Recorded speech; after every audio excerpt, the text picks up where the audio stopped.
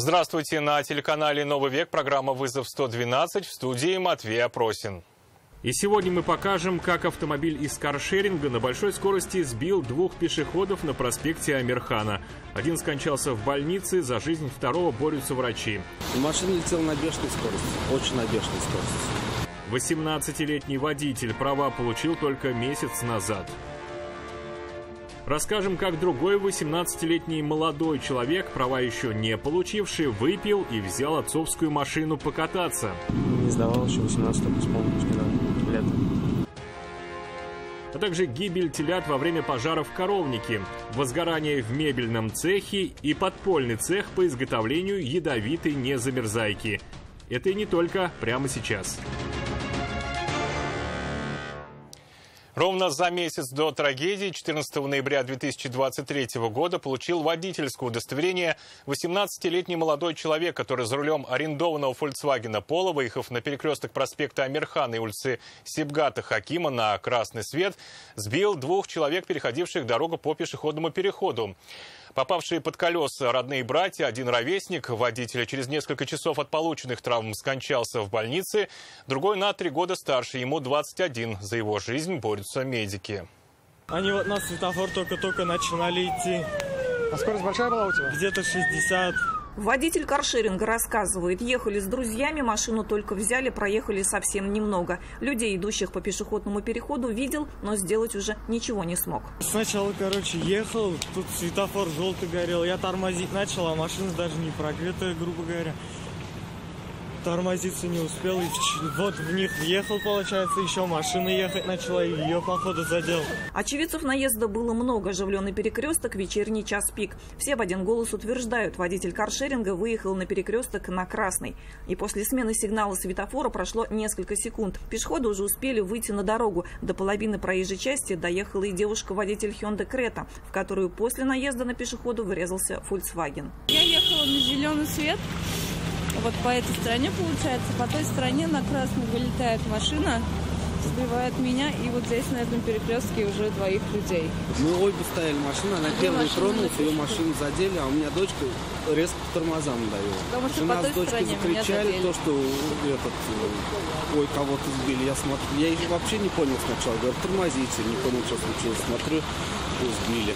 Момент происшествия был зафиксирован и камерой наблюдения, и регистратором в автомобиле очевидцев. На записи видно, за стоп-линию Volkswagen выехал на красный свет. Автомобиль, который двигался впереди, остановился, а каршеринг мчался на большой скорости. Удар был таким, что пешеходы, пролетев несколько метров, рухнули на асфальт на другой стороне перекрестка. Машина летела на бешеной скорости, очень на бешеной скорости.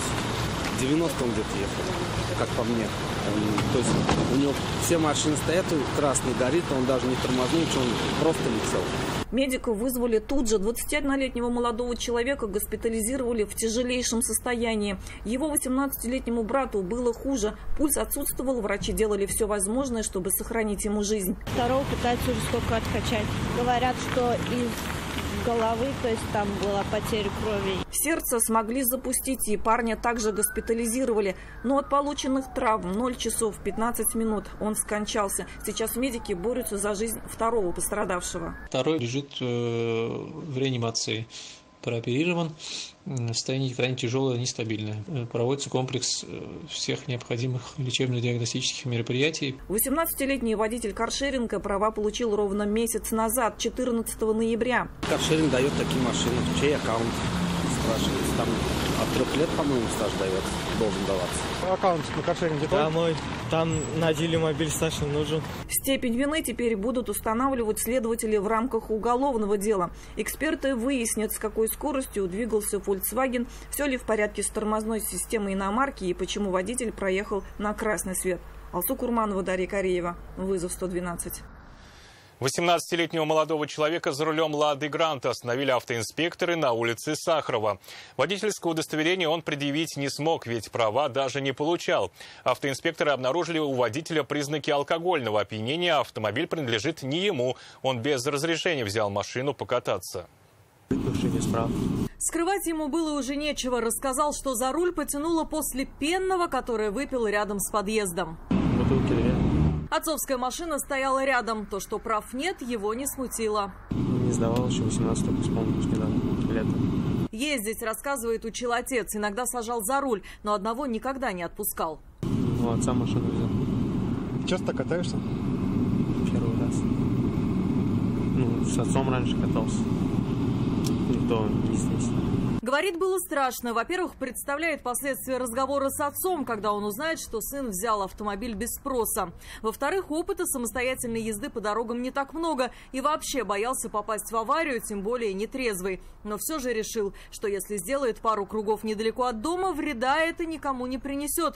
Но на пути попались автоинспекторы. Штраф он не боится, говорит, хоть неофициально, но работает, и за свои действия готов ответить. Платить сам будешь? Ну да.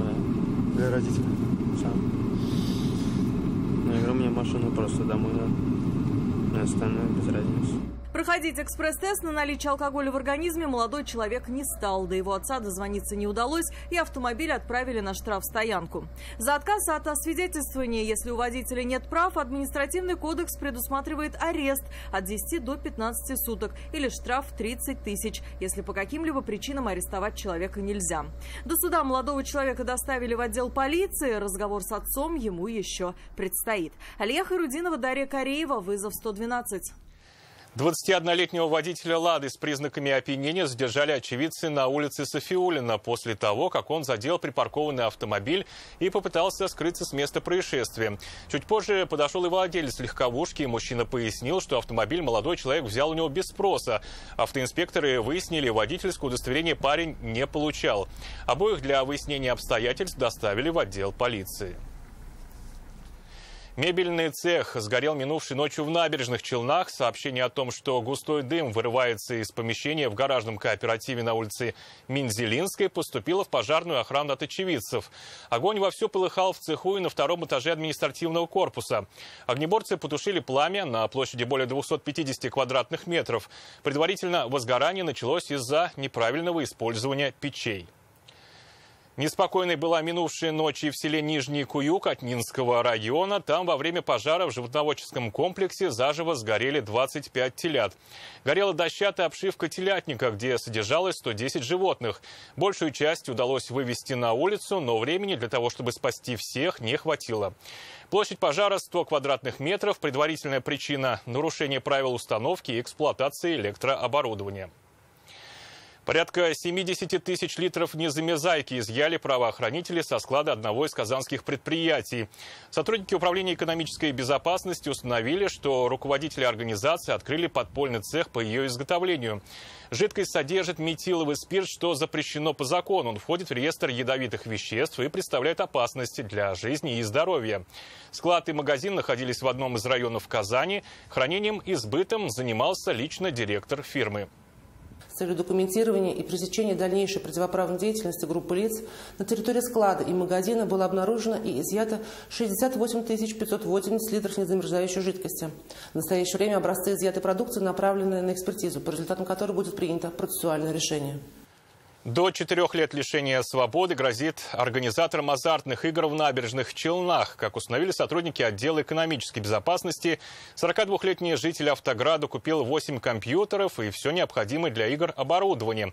Помимо этого он заплатил и за базу потенциальных клиентов, снимал посуточные квартиры и организовывал там казино. Владельцы недвижимости о том, что происходило в их квартирах, не знали. Возбуждено уголовное дело по статье «Незаконная организация и проведение азартных игр».